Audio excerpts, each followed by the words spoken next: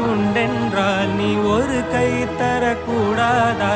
ஈராயிரம் கண் கொண்டாய் உன் ஒரு கண் என்னை பாராதா? உன்னில் சரணடைந்தே